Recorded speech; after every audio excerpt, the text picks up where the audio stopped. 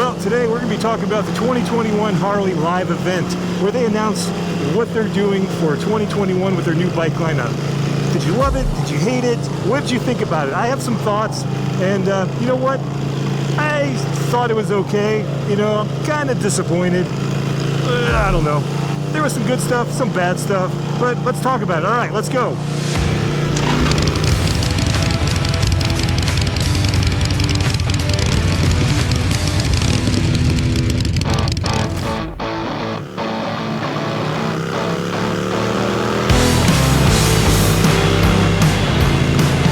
What is up, everybody? Welcome back to the channel. Well, it's now been a few days after Harley's 2021 live event, in which they introduced what they are offering for the 2021 lineup.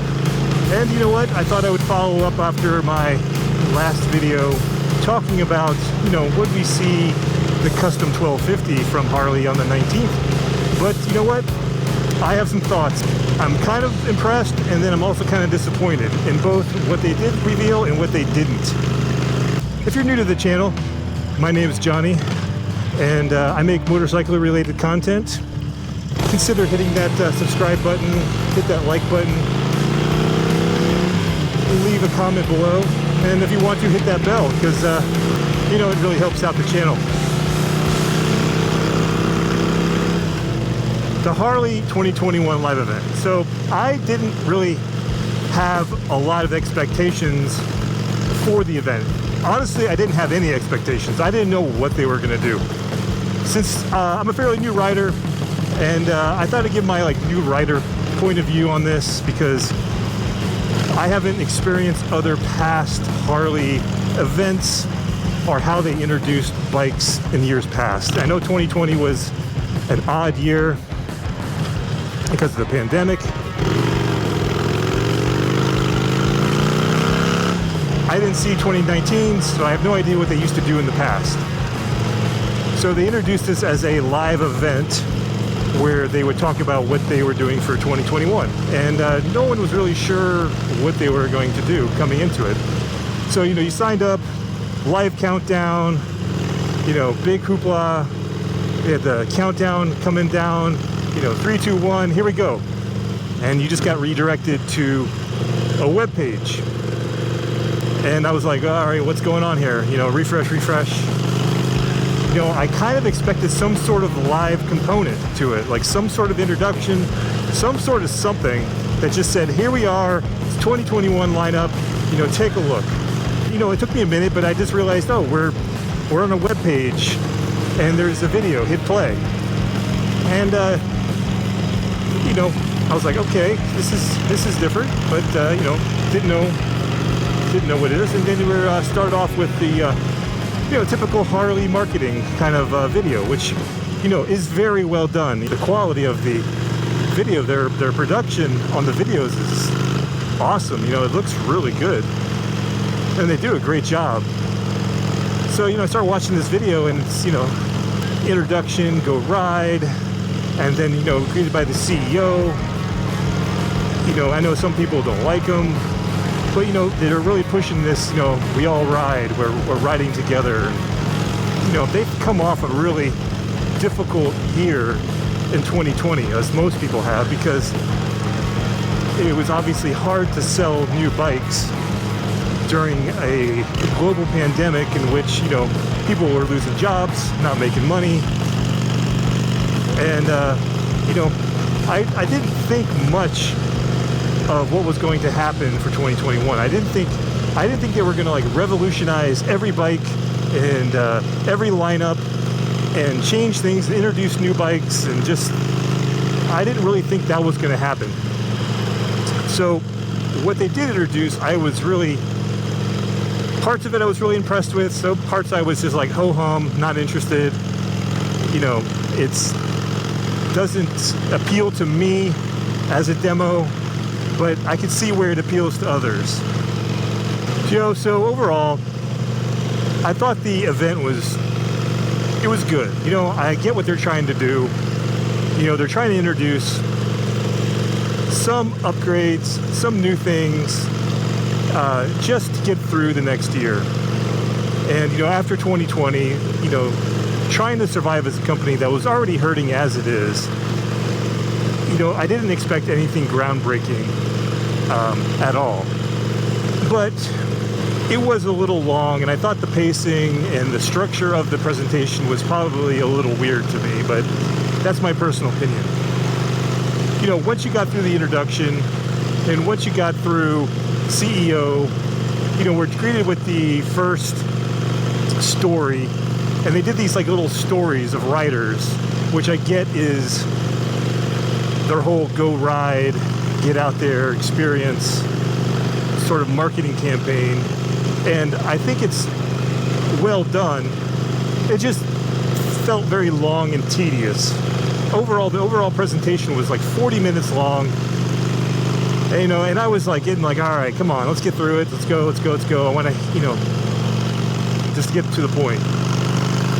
So, they've got these great cinematic visuals, all these beautiful lens flares and out of focus shots, and, just like everything's teal and orange, and, everyone's just like getting off all these good visuals of people on bikes and just loving life. And it's a marketer's wet dream, They're just out there creating all this imagery that's like, oh man, I just want to get on a bike and ride in the desert, and I want to be out in the country and these back roads. And it's an advertising agency's like, oh, they're just like, oh, blow their load. They're like, whoa, geez. But me, I'm just like, all right, I can take a little bit of that, and then I was like, let's get to the point. Let's introduce what we're, just set those longer stories aside for a separate video where you can go watch later. Just give me a little 1-minute snippet. I don't need like a 4-minute exposition on loving the ride, and I get it, I love the ride. I just want to like see what's coming out, what's new. And then like leading off with the CVO line. CVOs are awesome looking, but it's just, it doesn't appeal to me. It's like they're leading off with the most expensive, like most unattainable for a majority of, I think, people. But man, they're like 40, 50 grand. And, I think Harley's missing the boat with like new riders. And, CVOs are appealing to their established old riders who've been in with the brand already, who are older, they've got the money, they're willing to spend more money,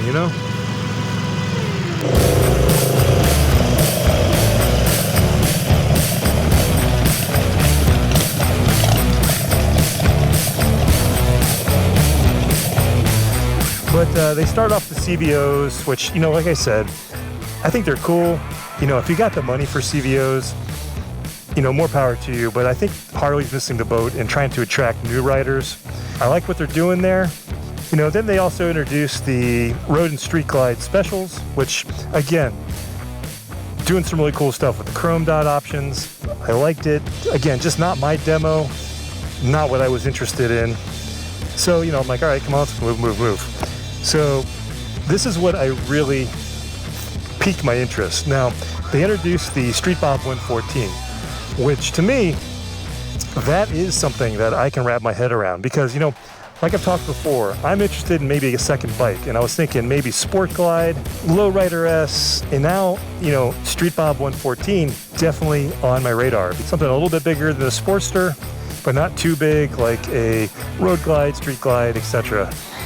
So I was really impressed with the Street Bob 114, especially the fact that the price didn't really change. So then, then they talked about the Fat Boy 114, which, again, an iconic Harley, which they've improved upon. So they're really appealing to the nostalgia, which I thought was really cool. Chromed out, looks really good. Not my style, but totally get where they're appealing to that base, people wanting to upgrade. Totally cool. Really cool stuff. Again, they talked about the, sound system upgrades and a bunch of other little things, but no big reveals. There was nothing that was like shocking. Like you were just like, oh my God, this is amazing. The Pan America stuff is coming later next month. And while cool with the Revolution Max engine, I just don't think that's groundbreaking. I don't think people are going to be like jaw dropped. They're going to sell their bikes. They're going to go get a Pan America. It's definitely a very niche bike, and I'm sure it will sell well. But, you know, it's nothing that appeals to me, and I don't think a lot of people, because it is an adventure bike, and it's like, you know, you're not going to be doing city riding with that. What are the things I didn't like? Well, you know, they're not going to talk about things that negative things. They quietly got rid of some bikes, and they're not going to talk about that in a presentation. They're not going to talk about how they thinned out their lineup. But what we don't have anymore is the Street 750, the Street Rod, the FXDR, the Breakout, the Lowrider, and the Sportster Roadster, and the Softail Deluxe. So that's 7 bikes that they thinned out that are no longer for sale in 2021. Once the 2020 models are gone, that's it. So, you know, they definitely culled the lineup a bit, which, you know, makes a lot of sense in these times that they're trying to streamline and, you know, focus their energies on. So, you know, while it's a good thing, I think that, you know, they reduced their overly large lineup. You know, I think that works really well for them. There was no talk of the Livewire, like an update to the Livewire, or, you know, the state of the Livewire. You know, that's cutting edge technology.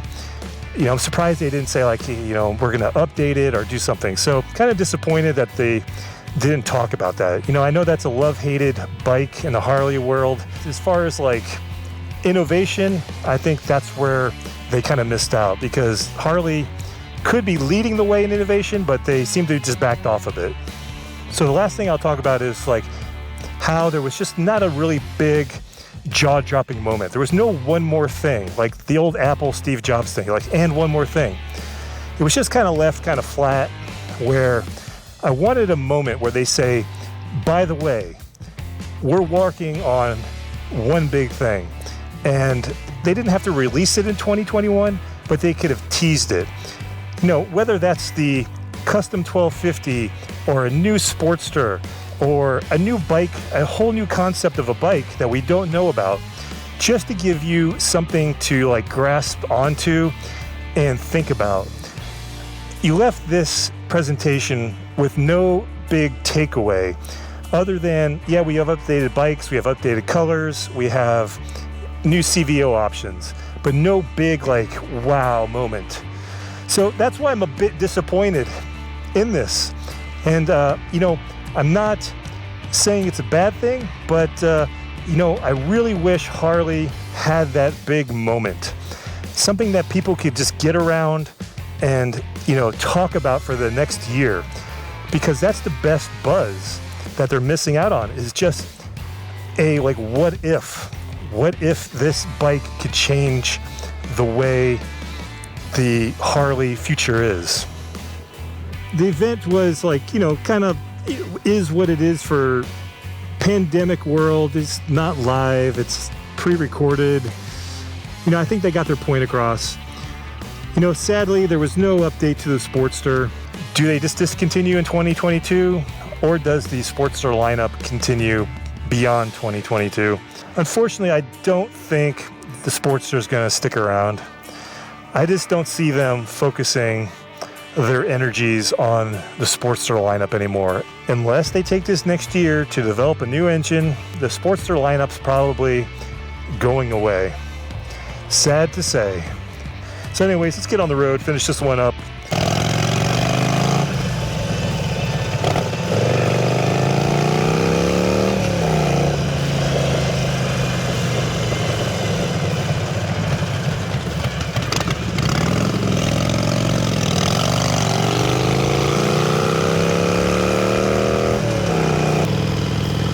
And I just really wanted to walk away from the event just believing that Harley was going to be different. You know, I'm a different sort of demo than the typical Harley rider. I'm a new rider. I haven't been with the brand long, so I didn't know what to expect. You know, I really hope that Harley sticks around. I would hate to see the company go under because of poor decisions, but I think that's remained to be seen. We'll see how they get through this next year, and you know, here's hoping for the best. Tell me what you think about the event below. You know, I'm curious to see what everyone else's thoughts are. Did Harley missed the boat? Were you disappointed? Were you excited? You know, I really do like that street bob a lot. So like I said, let me know what you think. I appreciate everyone watching. And if you're new here again, you know, be sure to hit that like, comment, and subscribe button below. Hit that bell if you want to. It's always killer if you do so. And I appreciate everyone who watches and subscribes and leaves comments. I try to get to them as much as I can. You keep riding, you stay safe, and I'll catch you on the next one. All right, peace, YouTube.